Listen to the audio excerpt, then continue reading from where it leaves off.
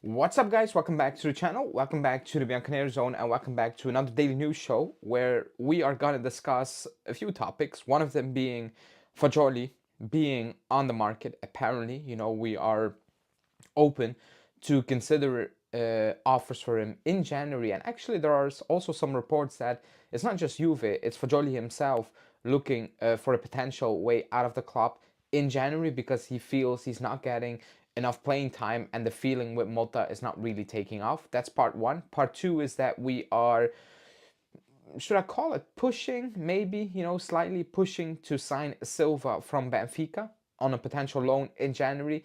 That's also something we will discuss. There is an update on Savona. He's out. Is he not out? And Lorenzo Luca. It's getting, let's call it more serious rather than, fantasy market. But before we do that, as always, hit the like button, subscribe to the channel, bell notification, and let's talk. Let's talk about Fagioli because I'm not surprised. I'm surprised about the January part rather than Fagioli potentially leaving the club because I'll keep it simple and I'm just going back to what I said. I think in the summer I said, and this is not to say that Miretti is a better player than Fagioli right now. That's not my point. My point at the time was like, I'm not sure Fagioli is a player Mota will fancy that much. I think we kept him in the squad and we loaned out Fagioli purely because of hierarchy and time and everything rather than anything else, in my opinion. But I never had a feeling that he was going to be a Mota type of player. Now, I hope I'm wrong and I hope he stays and we figure it out. But with Fagioli, I've always said, I think people hyped him up too much. They put a lot of pressure on him, or they linked him to things I think you should not be linking a player like Fagioli because of what he has done, and what he has done so far is not it's not something to suggest that it's bank on. Like when I talk about Miretti, I talk about potential and I see things. If he never reaches those things, fine, I was wrong. But I never said a player like Miretti, oh, he's ready made, he's up there with the best. Like those were the statements regarding Fagioli. Now, the squad is a bit weird as well. I don't think we have real good, right-sided midfielders. I think it's more makeshift, and we need help in that department. Obviously, that's one of those things. That's one of the reasons I think we're looking to potentially do something. But it's also a weird report that, we need help in our backline. That's obvious. And maybe potentially up front. To add and throw the midfield into that as well in January, for me, is really strange. But then I said back, I'm like, he's not playing. Like, he's not playing Fagioli. The squad is thin, and he's giving him garbage time minutes. That's what it is. That should be a sign of, oof, that's not good. That's actually a very bad sign if you're Fagioli. Like, we have 14 players to play at this moment in time. Actually, 13. Now Savona is out. And you're still getting garbage time minute. That is an extremely worrying sign if you're Fagioli. And actually, that's kind of a sign of, yeah, it's just not gonna it's not gonna happen at the club. And I have no issue with things not happening at the club. But I've said it at the time. I was like, I'm not convinced of Fagioli. I think there's potential, but for me, he's one of those players where he will have good moments and he will have bad moments. That's the vibe he gave me from day one, basically. Ever since he walked into the club back on loan from Cremonese, that's the vibe I got him. And right now, it's just very obvious, quote unquote, that Mota's like, yeah, nah, this is not for me. This is not really gonna work. This is not what I need. And maybe it's the best for everyone. Now, the quoted report price is 30 million euros. Napoli are interested. Probably not gonna happen. Marseille are interested. PSG are interested, and he has offers from the Premier League. So it's not there's no offers. There will be offers for Fagioli, and somebody will pay close to 30 million, if not more, depending on which team it is from the Premier League. But I think the timing is off. Like, I thought if this was going to happen, I thought it was going to be something more for the summer, to add that quote-unquote problem, because you're going to need to replace him. It's not that you can say, oh, we have enough midfielders. Remember in the summer we thought we had enough midfielders? We don't. Everybody's getting injured, so we cannot take that risk as well. So it's going to be interesting how that will develop. But let's see. Let me know in the comments. Will you sell Fagioli? I think purely because I think right-sided midfielders, we don't really have them in the squad, and that's an issue. Right, like it is an issue at the back. You know, we have nobody to play out from the back, left-footed. Like we're screwed in that department. And I said that in the summer.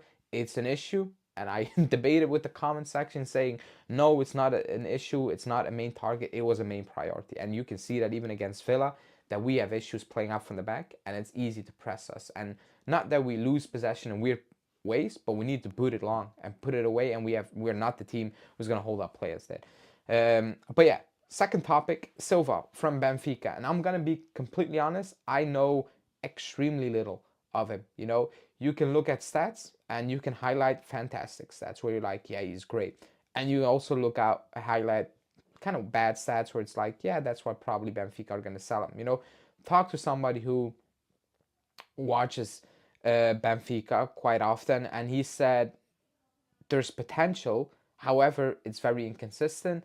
It's very weird moments. It's very good moments. It's just average moments. Like it's very weird as a situation. He's not playing. You are looking to get him on loan, more so according to reports to replace Cabal, to play on the left, also come inside, maybe play as left center back as well. I don't know. That's what the reports are suggesting. But it's a gamble. Like he's not a player that's like, even if it's with Skriniar, I don't rate Skriniar. However, I think people will have a feeling where it's like, oh, he's ready made. He's been there. He knows the situations. He can handle pressure, so on, so on. So that makes more sense. With Silva, it's more of a project in January. It's not a guarantee that he's going to play a lot. It's not a guarantee he's going to play well at all. You don't have a guarantee with any player you get. Excuse me. You know, look at Mbappe, for example. However, when you get a ready-made player already, the idea or the expectation and the chances of that player hitting the ground running immediately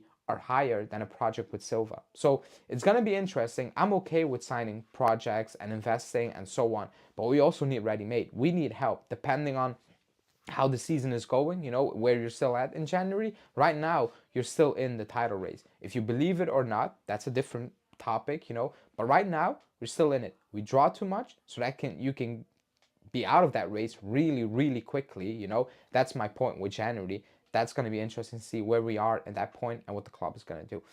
Final topic, Lorenzo Luca. Di Marcio came out, said Zirkzee, Sheik, not going to happen. They're not going to leave their respectable clubs, Man U and Leverkusen, in January. So that's kind of a fake dream, especially Zirkzee for a lot of you.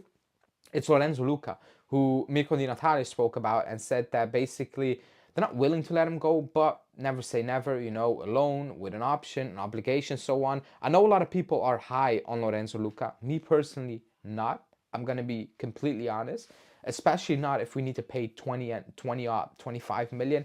I don't feel it. Like I've seen, maybe I've not seen enough, but I think I've seen enough to say that he could be a backup, fine, but that's a lot of money, you know, to have that type of player as a backup. Like he doesn't give you another option if Vlahovic is injured. It's a bit different, but it's also more of the same. Like it's not a Jonathan David. Not saying it needs to be Jonathan David, but that type of profile. I have a feeling right now that that would suit Mota better than a number 9, like a Vlahovic, for example. You know, maybe it's type of Zirkzee.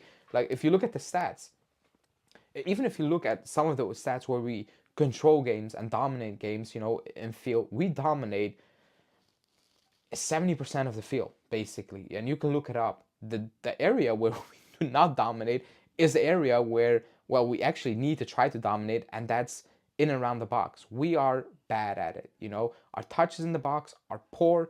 Our passes in the final third are pretty okay. Like, it's not fantastic, but the touches in the box are extremely low. I'm not shocked because at Bologna, they were not exponentially higher, but that's the players he had at Bologna, in my opinion. You know, right now, we look worse than Bologna last season look going forward. You know, maybe not as a team, or you can say we do as well, but especially going forward, that's what I was talking about. We look worse. We don't have enough final third touches in the box. Like, actually, how many touches did we had against Villa? I'm going to go out on a limb, and somebody probably will look it up and let me know in the comments. I'm going to say maybe 10. I think 10 is a lot. Not set pieces will obviously count, but maybe 10 touches in the box against Villa, maybe, you know. And I think I'm being very, very generous right now. Obviously, it's gonna go way down if you're not playing with a Vlahovic, you know.